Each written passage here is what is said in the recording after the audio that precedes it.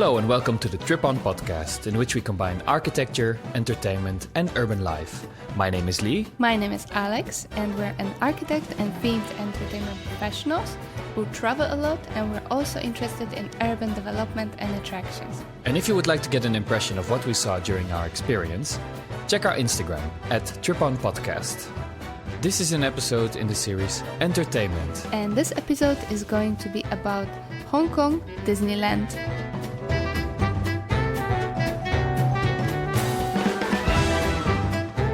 But before we dive into this episode, let's first talk about the trail of our last visit. So last time we talked about Hong Kong City, which was a very interesting episode. Definitely take a listen to that one.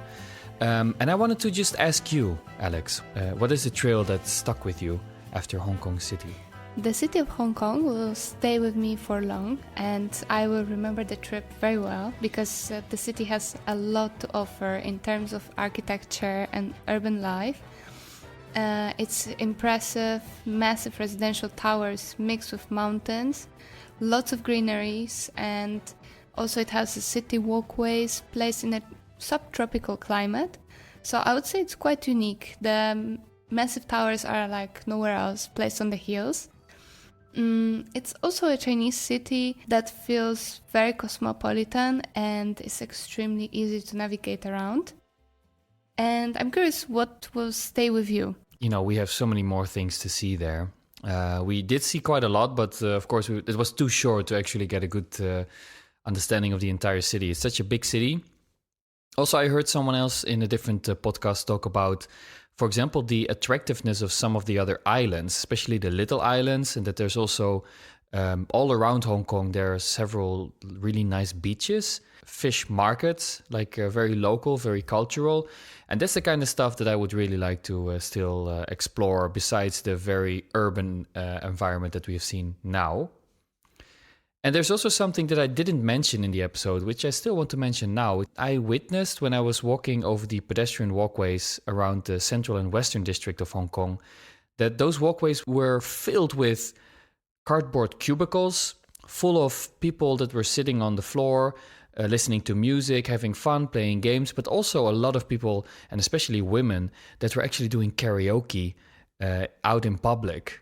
So it was such a crazy experience to hear many people sing this mixed sounds all over the place. And I looked into that, and apparently that is a phenomenon that happens amongst foreign domestic helpers. So these are mostly women from the Philippines, Indonesia, Thailand, and Malaysia. And they are by law required to live in their employer's residence. So when they have a day off, they are actually meeting up in public places. And this was one of those places in Hong Kong where they meet up. And it's literally hundreds of people that gather to socialize. And it was really special to see.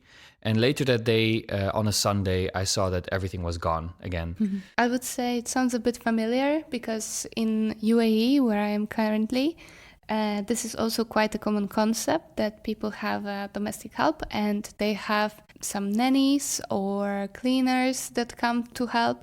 But also there are people who have actually help living with them for long. And sometimes apartments are even designed in a way that they have the maid's room. And I think maybe in Hong Kong it's also a thing.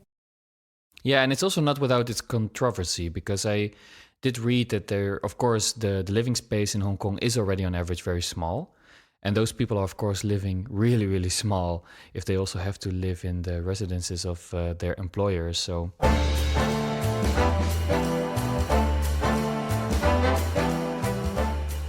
to give a bit of context, because we have visited Hong Kong Disneyland, how did it fit into our schedule? From the moment when we actually considered to go to Hong Kong, we knew we also need to see Disney. And we actually planned it on our first day of the stay.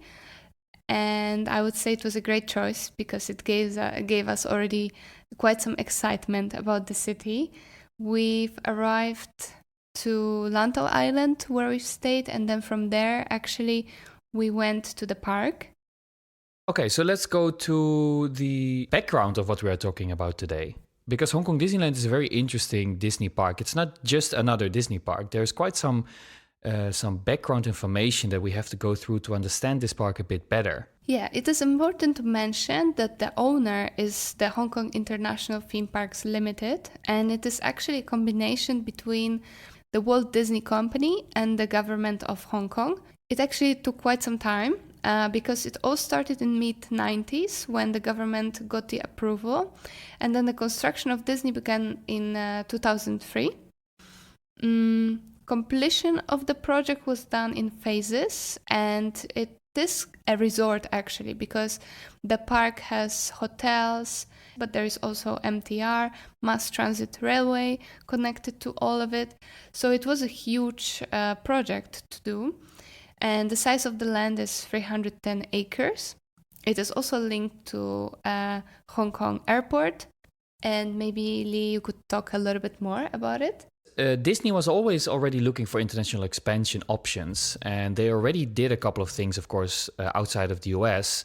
First, they were involved in the joint development of Tokyo Disneyland in Japan, and then they did Paris. And after Paris, they still had this very long cherished wish to actually eventually do business with China. Mainly because the relationship between China and Disney was always a bit difficult. China had a lot of copycat parks. So there were a couple of castle-style theme parks already in China that were in Disney, and Disney really wanted to serve that market. And the negotiations with China were not so easy, but the negotiations with the Hong Kong government were way easier. Hong Kong's economy was declining at the end of the 90s, and the leisure spending went down, and especially the tourism needed a big boost. And Disney was interested in doing business with the Hong Kong government because Hong Kong was also open to be a part owner and to be for a very big part also an investor in the project, which was of course minimizing the risk for Disney themselves. It was also communicated to the outside world that a Disney resort in Hong Kong could be seen as a massive economic savior for the region. And I think they painted that a little bit too positive maybe, because it's also, of course, not entirely without its controversies. You can imagine that in Hong Kong, where the economy was declining and where there were some problems with financials, that it's also a bit weird for the Hong Kong government to then invest a lot of money into a entertainment destination together with Disney and company from the US. Mm-hmm. The contract was signed in 1998. And the location was actually presented in 1999. And the location was Penny's Bay on Lantau Island. Yeah, and to build the park, they needed to do quite a lot actually to get the right piece of land for that. But we will talk about that also a little bit later. Yeah, we'll come back to this one. So you have to imagine that by now, Disney Sea, which was the second park in Tokyo, was under development, that opened in 2001. California Adventure, the second park in Anaheim, was also under development, which opened in 2001. And Walt Disney Studios, the second park in Paris, was also already under development, which opened in 2002. And Hong Kong Disneyland was also under development around this time. So they put a lot of pressure on the Disney company for all these parks to open. Hong Kong Disneyland was actually being developed amidst a serious power struggle within the Disney company. Michael Eisner, who was the chairman and the CEO of the company, was losing more and more support within the Disney company. And Roy E. Disney, the cousin of Walt Disney, was even campaigning to get Michael Eisner fired as the chairman. So quite some drama. Yeah, there was a lot of drama going on, so you can see that it was a bit unfair for Hong Kong Disneyland to start off like that. Disney's California Adventure and the Walt Disney Studios were opening and both received pretty poorly. And you have seen the Walt Disney Studios, Alex. Can you recall a little bit what you thought of it? Yeah, I would say comparing to the Paris Disneyland, it is losing, or it is maybe missing a little bit of a charm, because Paris Disneyland is heavily themed, is beautifully decorated, and then Walt Disney Studios seems a little bit bare, I would say, maybe a bit toned down. And also just the general way how it was designed, the pathways, the flower beds. I just could notice that it was a bit missing that Disney magic. When those both parks opened, and Hong Kong Disneyland was in the meantime already being developed, the general consensus was that those parks were really done on the cheap. And Hong Kong Disneyland was maybe even going through the same treatment by then. And it became kind of a symbol of the state of the Disney company as a whole. And it really didn't help the criticism of Michael Eisner's position in the Disney company. During the development of Hong Kong Disneyland, the Disney company was actually continuing their negotiations with the Chinese government. And around 2001, these negotiations became very public. The Hong Kong government wasn't really happy about that, and they expressed the fear for another park opening in the region of Beijing. But Disney responded to that, and they promised to Hong Kong that no other park would open in China for at least the next 8 years. They also acknowledged that it wasn't Beijing that they were focusing on, but Shanghai. The Chinese government also responded publicly by saying that they postponed any further negotiations in respect to the Hong Kong government. So they were trying to keep, the relationships good between the two. Around 2003, the construction of the park started. Also, some other big event happened around 2003. Do you remember? Yeah, that was the SARS outbreak. Exactly, yeah. And it was also a hotspot in Hong Kong, unfortunately. So this was further crippling the Hong Kong tourism industry even. The opening of the park was even brought forward into 2005, which means that they opened earlier than their deadline. Eventually, Hong Kong Disneyland would become the smallest Disney park ever. And it opened with only copies of attractions from other places.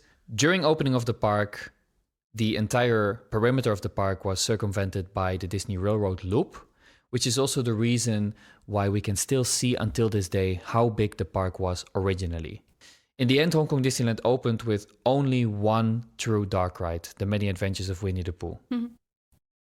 Hong Kong Disneyland was eventually expected to draw in 5.6 million visitors per year, which is already quite a low number for a Disney park. Just to put it in perspective, a park like Paris, do you have any idea how many visitors are going to Paris annually? I had to look a little bit into the data, and I found that every year there is an average of about 12 million tourists visiting the Disney Paris. I think even around 15 million. Okay.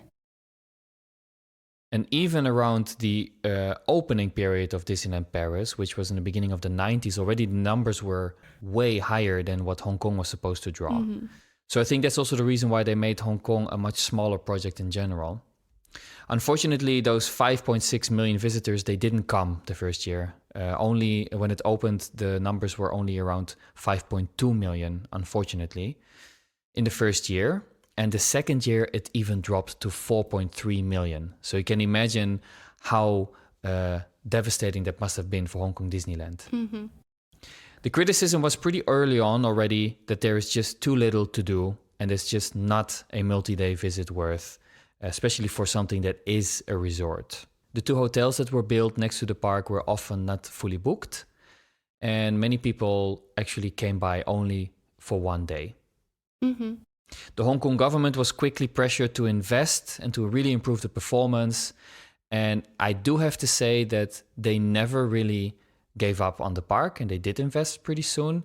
One of the first things that happened was in 2005, the park opened, but in 2008 already they opened It's a Small World, the second serious dark ride in the park, and I think they really needed it. So originally, Hong Kong International Theme Parks Limited had an exclusive ride for the lease on the second plot of land that is clearly set up for a second park. If you check it on Google Maps, you can clearly see that the other half of the island is actually used as a solar panels farm to collect the solar energy.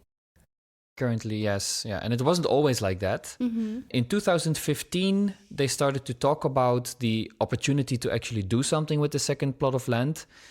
But unfortunately, in 2016, it was made public that they wouldn't exclusively keep the right and extend the lease on the second plot of land. So this piece of land is no longer within ownership of Hong Kong Disneyland Resort.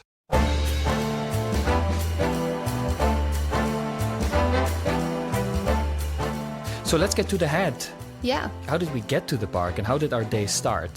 Early morning, we decided to have a breakfast, and just after we took the Uber, and from our airport hotel, which was actually on the Lantau Island, we decided to go to the Disney park. And while we were in the Uber, we actually had a very nice conversation with the Uber driver, because he was a bit skeptical, because the day that we chose to go was unfortunately with pretty bad weather, and it was very cloudy with quite some possibility of rain.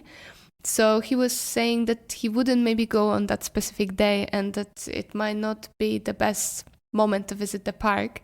However, we only had that one day, so we had no other choice. We were very stubborn. Yeah. It was very sweet of him because he shared an umbrella with us. He just gave it to us. And also his car was pretty funny because he had like seatbelt protection that was in the shape of plushies. So yeah, I think it was quite of an adventure already taking that car with him. Yeah, he was a very peculiar figure, you know. He was like a hipster guy. It was very difficult to estimate his age. Yeah, you cannot say if he was very old or very young, actually. He was wearing crazy colored sunglasses. He had a hat.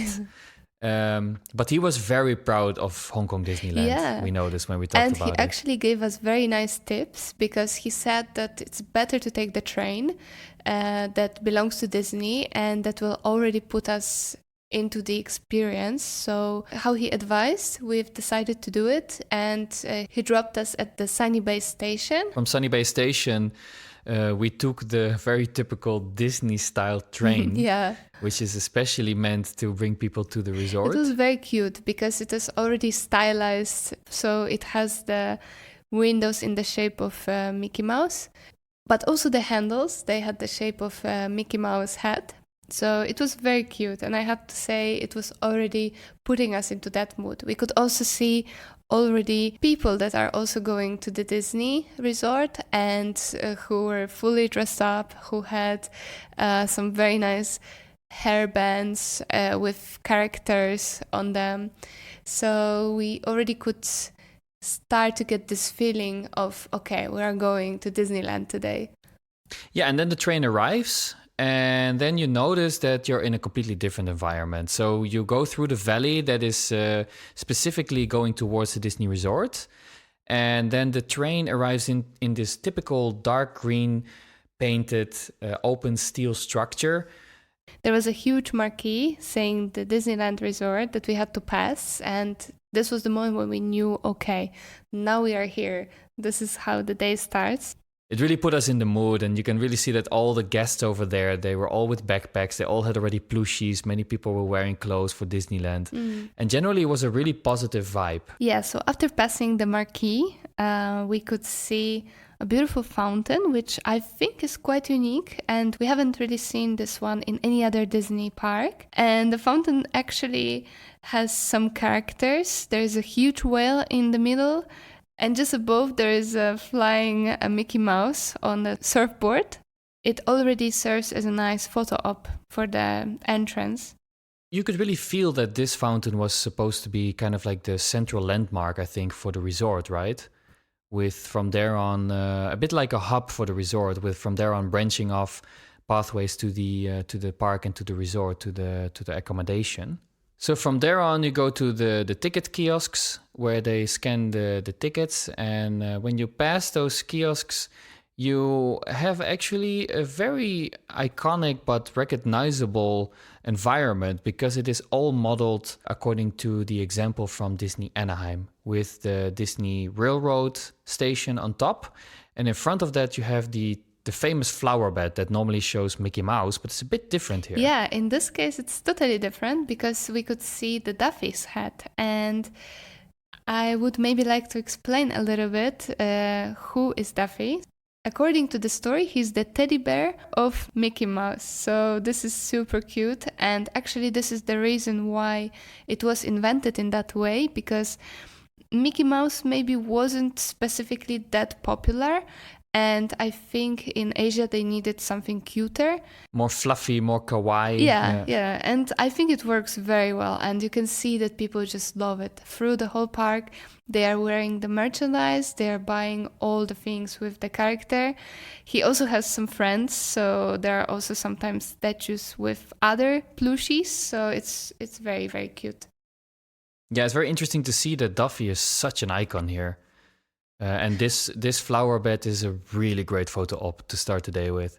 And from there on, you have the classic tunnel left and right that you pass under the railroad. And you walk under the tunnel, which leads you to the main street. And what about this main street, Alex? It mostly resembles the Anaheim main street. It feels much smaller than the other parks that we've had the chance to visit. And I would say the buildings are not that tall. So it also has this feeling of a cute little town.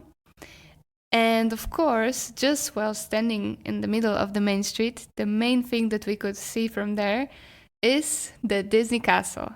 The Castle of Magical Dreams. And there's quite a story for this one also. Yeah, so it was actually redesigned. So at the beginning, they've opened a castle that was with the silhouette very similar to the original castle in Anaheim.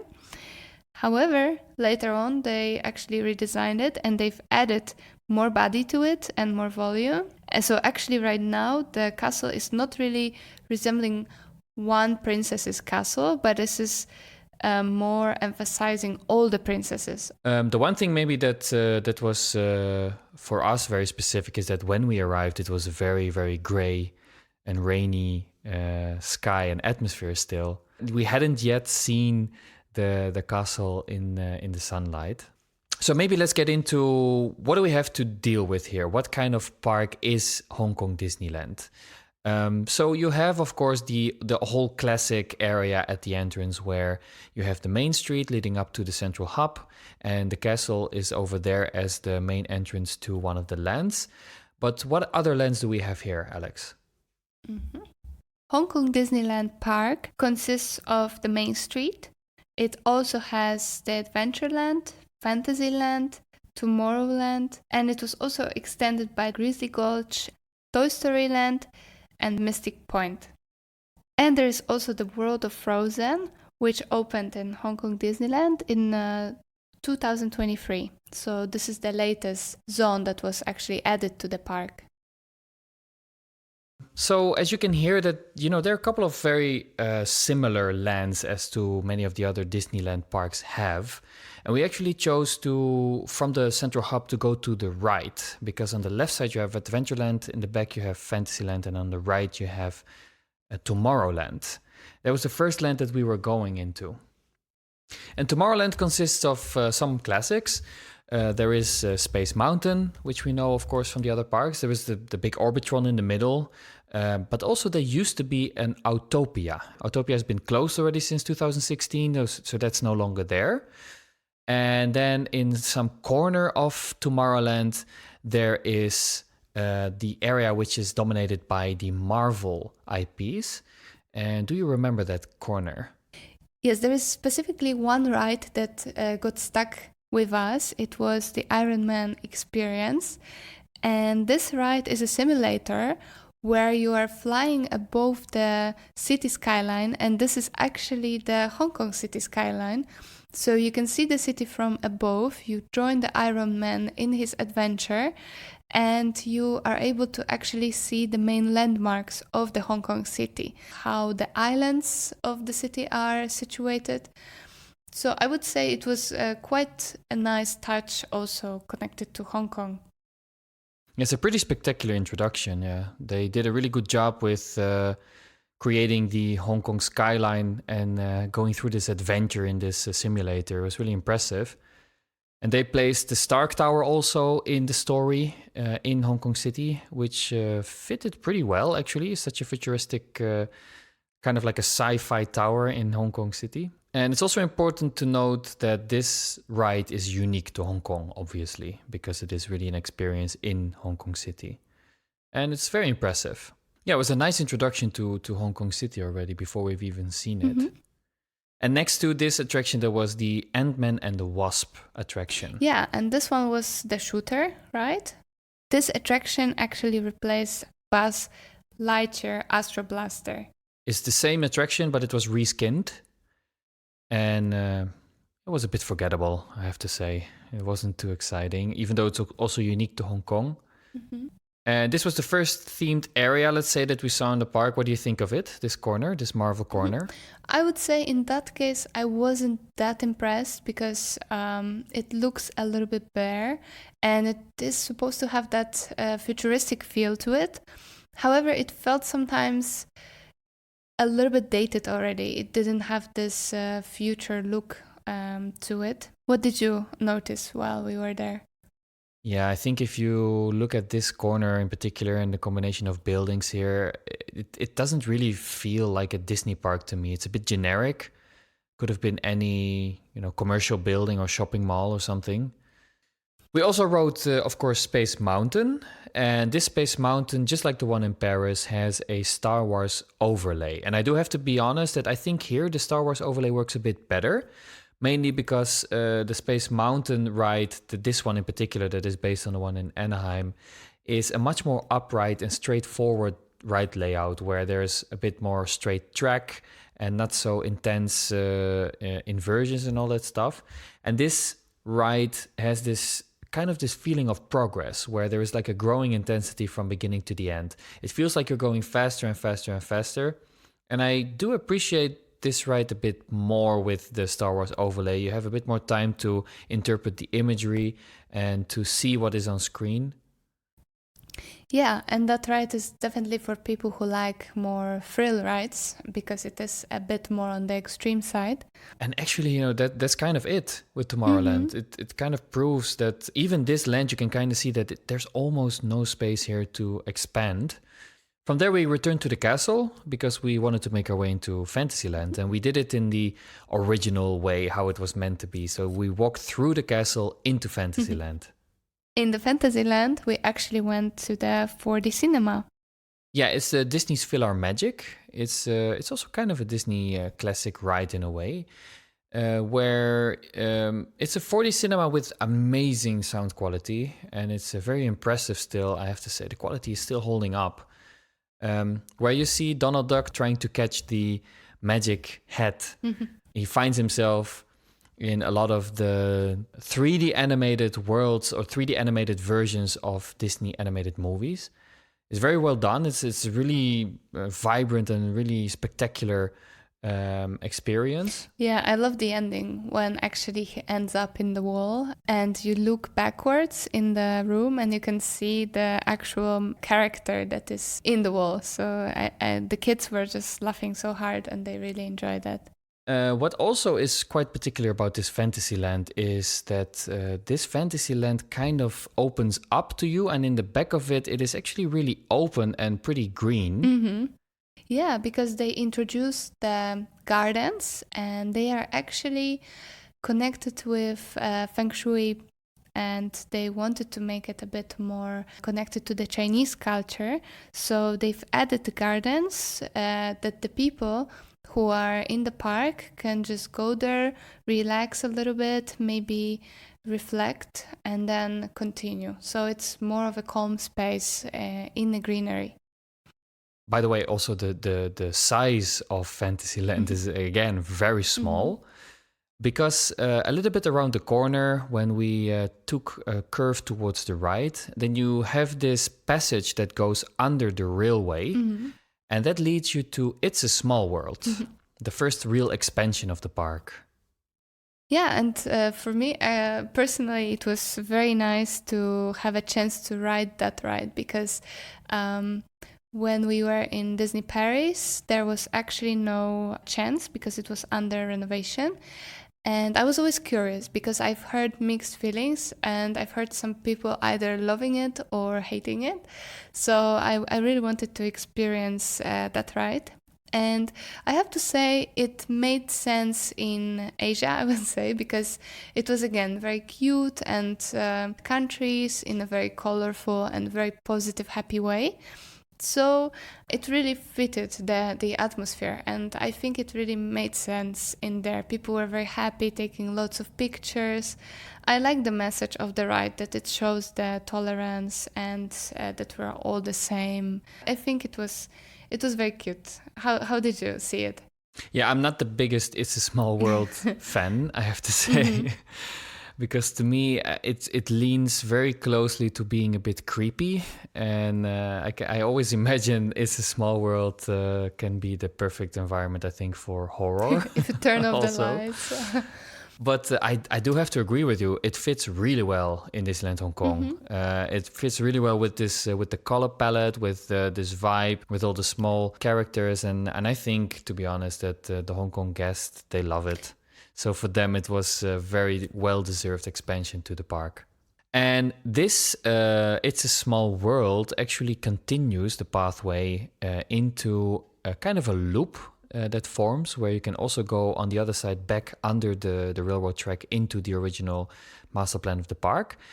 And this outer loop is where one of the most iconic lands is. Yeah, and this is the world of Frozen. And for me, actually, this was the main reason why I was so excited to visit the park. When we were in Paris, it was already introduced that the new zone is going to open and that they want to extend the park by adding the world of Frozen. And when I found out that it's already being done in Disney Hong Kong, I thought it's just a great opportunity to visit it, because I simply like the IP, and it's mainly designed to bring you to the icy kingdom of Arendelle. And it consists of two main attractions. Frozen Ever After is the boat tour or a boat ride where you can go through the scenes from the Frozen movies. And the second attraction that we had the chance to visit is the Wandering Oaken's Trading Post and Sliding Sledge. Yeah, even though it's a very small family coaster, because it's very short, it's definitely by far one of the most themed family coasters I've ever seen. It integrates really well in the land. Yeah, especially the queue line. Yeah, the queue line is really beautiful. It's really nice with the mountains on the background and the lake. It creates the feeling of being in Arendelle. Yeah, it's a very, very well themed land. It almost stands kind of separate from the rest of the park, as in it's definitely a certain quality level that is just very high, with a beautiful vista and amazing layering, and really, really impressive. But I think we will discuss it a bit more in detail later, because I think what is also important to note is that after Frozen, we continued throughout the park into one of the classic lands, actually, which is also a land that already exists in several places now in Disneyland. And that is Adventureland. And Adventureland was actually a jungle-themed area, which totally made sense in the subtropical climate. It felt very natural to be there. And we've done the ride Jungle River Cruise, which was very fun. It was actually done in English. The skipper normally for this attraction is giving a live performance where they're actually touring you around. Mm-hmm. And here in Hong Kong, they did it in 2 languages. So they did it also partly in English, but I think because of that, the jokes land a little bit worse because the English was a bit rushed. And I had the feeling that sometimes the skipper didn't really even maybe necessarily know exactly what she was saying in English. Mm-hmm. What was really special about this one is that it seems like in Asia in general, also in Japan, but definitely also in Hong Kong, they are less worried or less sensitive about the stereotyping. Mm-hmm. So it's funny to see that we could still enjoy the kind of the old version of the Jungle Cruise. Although this Jungle Cruise has something pretty special. Do you remember the ending of it? Yeah. At the end, we ended up in a sort of that corner. And we could see all the geysers and fire explosions and volcanoes. So actually it was very dynamic. Yeah, it's pretty intense, right? It's pretty heavy on effects, which is really special, actually. It was quite a surprise to me because I did the Jungle Cruise earlier, but I hadn't experienced a version where there was so much fire.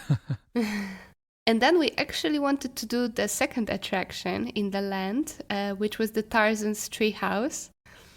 But unfortunately, it was closed at the time when we were there, so we couldn't really go on the treehouse. I think for people who visit Disney parks more regularly, this is kind of a controversial thing because the tree houses seem to be often closed in Disney parks.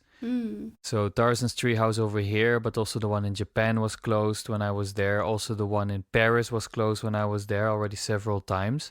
So I don't know exactly what Disney is doing with them, but it seems like either they are really poor with their maintenance or they have some issues with it operation-wise, but really, really often they are closed. So I didn't manage to actually visit any of them. I think in some of the other Disney parks they're called Robinson's Tree House. So this one was in particular a Tarzan themed one, yeah. Mm-hmm. And in general, actually, the Adventureland is really nice. It's not crazy big, but it's very green. Even though the park is not that old, this area seems like it has been there forever, just because the plants seem to grow very well with this climate. Mm-hmm. And do you remember what happened after? Where did we go after? Because if you look at the map of Hong Kong Disneyland, you can kind of see that what I said earlier, that there is kind of like this shoestring attached to the main loop where you have the It's a Small World and the World of Frozen. There is another shoestring pathway kind of attached to the loop. Mm-hmm. And we went to Toy Story Land. We actually went through Toy Story Land. We didn't really stop in there. No, exactly. So we passed under the railroad track from Adventureland, which leads you onto that kind of like that loop that goes outside. And we just literally passed through Toy Story Land because next to Toy Story Land, I think we did the same thing in Paris. We are not really drawn to that style, that design. Mm-hmm. It kind of serves as an infill land. It doesn't really have any major e-ticket rides, which you would then consider in Disney's case, you would consider that like a decent dark ride or a big coaster or like a big show. And in the Toy Story Land, it's mainly just infill attractions that seem to be aimed more to the kids and younger families. So yeah, we kind of passed through it because what is much more interesting is the land that is right next to that. Yes, and do you have in mind the Mystic Point? Exactly, Mystic Point. And this is, I think, by far the land that really put Disney Hong Kong on the map, because this is where there is a unique dark ride which is completely tailored to Hong Kong Disneyland. It was originally developed for Hong Kong Disneyland. Yeah, so we went to Mystic Manor, and once we were approaching the building, we were a little bit disappointed because the facade was under maintenance, so everything was covered and we couldn't really see it, because I think the facade is already quite impressive. It's beautifully situated on the hill, and we just saw a really big box of covered scaffolding. yeah, with some print on it. But then once we went inside, we were totally blown away because the queue line was already very, very impressive and very heavily themed. Yeah, this is a great dark ride. This is absolutely one of the top attractions of the park. And this was actually also the point where we chose to have our lunch, because I booked a table service restaurant, which we normally do actually when we go to the Disney parks, because I think in general my experience is that those either buffet or table service restaurants that you have to book beforehand, those are generally just really good quality restaurants where the food is good, the service is good, and also it's nice to actually sit down and take some time. So the restaurant over here was the one next to the dark ride, which is called the Explorers Club, I think. This is actually an interesting concept because it was a semi-buffet. So you order from a la carte your main dish, but then the rest, the starter, the salads, the sides, and desserts are in the form of buffet. So this you can take whatever you like and how much you like. Yeah, it was actually a really interesting concept. Something that was quite new to us. I think the one thing that stood out is that the buffet was excellent. There was a lot of really good stuff over there, and because you already paid a fixed price, you could really fill up your belly with all the amazing stuff. You could try a lot of really good snacks and sweets. And I have to say, the main dish, perfect. Yeah, it was very tasty. Yeah, very tasty, very nice service also. And besides that, beautiful, beautiful restaurant to see also with all the themed rooms. Mm-hmm. Yeah, very good experience in general. I would definitely advise everyone who goes to Hong Kong Disneyland to at least visit this place once. You will be having a really good lunch or dinner. And from Mystic Point, which is actually a very small themed zone because it's only the main dark ride and a restaurant, and then there's some like gardens and some statues, but that's kind of it. You actually kind of transition into the last zone of the entire park. This is Grizzly Gulch. And Yes. it is a Wild West themed land with a unique American frontier atmosphere. The star attraction there that we could experience is the big Grizzly Mountain runway mine cars. Very long name. Yeah, very long name, but it is a mine train. Yeah. Was Yeah, it? it is actually interesting because I have the feeling that Grizzly Gulch fills kind of the position of the Frontierland in the other Disneylands. But the Frontierlands in general have in the land, of course, the famous Big Thunder Mountain, which is a classic mine train attraction. The Runaway Minecars coaster is a kind of like a new ride system, which is not literally the mine train type from Vekoma, but it's more based on the same ride system that is used for Expedition Everest in Animal Kingdom. And this is a multi-dimension coaster. So there is a nice surprise element to the ride because first you go forward and then there is a switch and you do the rest of the track backwards. It's quite a fun experience actually. Also family ride. Yeah, it was surprisingly dynamic and actually really worth it. It's a very long ride and it's beautifully situated in the landscape. Yeah, with the grizzly animatronics. Yeah, exactly. With the bears on ride. Yeah, it's. I think for me one of the biggest surprises, I have to say. Also, the land. The land has kind of a water playground area, very close, where there is some geysers that are exploding, and it's a really really well themed little cute area that is also very very lush and green around. Mm-hmm. And I think, to be honest, that was the last big ride that we had to tick off. So we literally, for the very first time, I think ever in a theme park, had a really, really big chunk of the day left to just say to each other, which rides do we want to do again? Yeah, and this was maybe the best part about the whole visit because of the bad weather forecast. There were not too many people.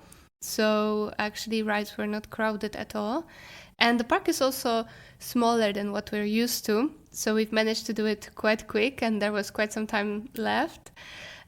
So there was first time to actually do the Dumbo carousel, which we've never had time to do in Disney Paris. And we've also done some rides multiple times. So yeah, we even took the time to do some of the smaller things. Like, for example, there is a fairy tale forest in Fantasyland. Do you remember that one? Yeah, it's very cute with little walkthrough. It's a very cute little. It's a kind of like a garden setup where you have to rotate some wheels in some places, and then there is a little scene of some of the Disney animation movies in miniature. I don't think it would work everywhere, but for the people in Hong Kong and for the Asians especially that came here, that what we saw, they loved it. It's very, very popular amongst the guests over here. Yeah, people were queuing in front of each story, so it was, very nice. After that, we actually had also time to check the merchandise and to check the stores, check F&B places. And the merch is actually very cute as well. It offers a lot of hairbands with different attachments to it. You can customize your own accessories with your favorite characters. We could see people walking through the park with all of it, and then actually people just keep on wearing it in the city as well, or if they go somewhere else. So they do like to attach their keychains to their bags and carry it as a souvenir. Yeah, and the star here is definitely Duffy and Friends. Yeah. At the end, we saw this beautiful photo op with Duffy and the Friends made with plants. And with the golden hour, it just looked so picturesque that, of course, we also took a lot of photos in there.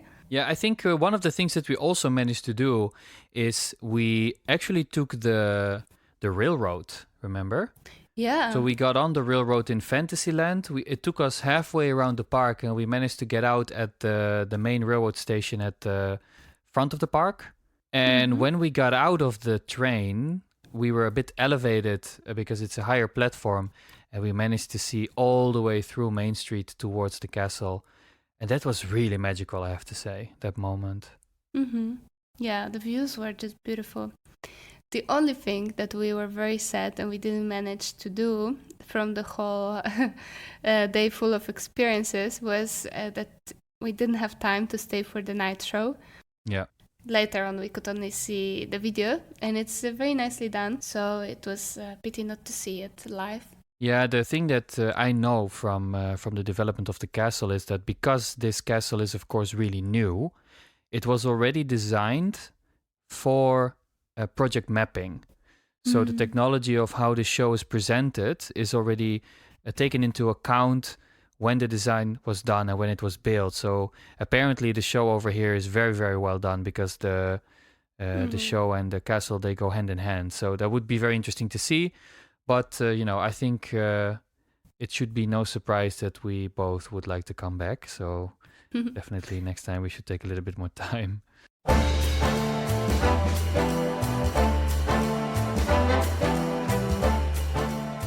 Yeah, and I think that's a good point to go to the base.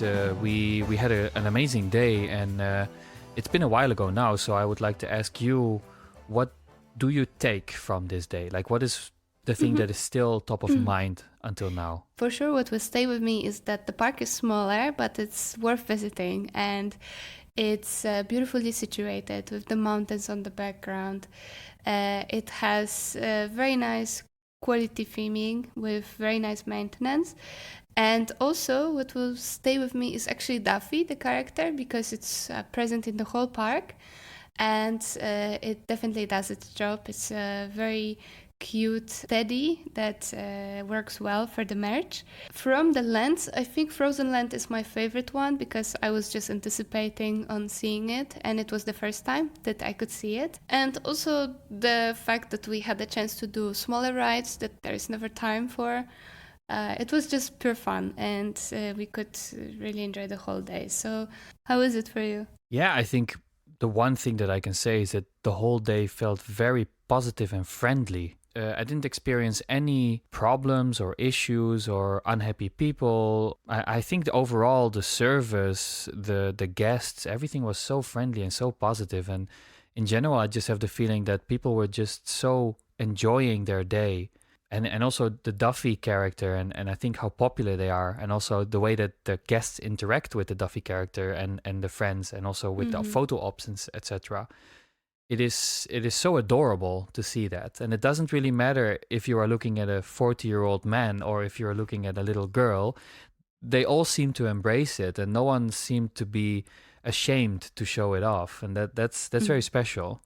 Yeah, and I think that people also behaved really, really well overall. It seemed like people were very friendly. Everyone was standing in line. Everyone was also acting like they were just having a good day. They were not trying to rush around or to I don't know, make issues or make problems somewhere. A very positive, I think, trail that we can take away from it. And this episode is getting a bit long, so I would propose that we continue this talk in the next episode, where we actually conclude our experience in Hong Kong Disneyland. What do you say? I think that's a good idea. Let's split it so it's not too long. We would like to invite you for the next one so you know the end.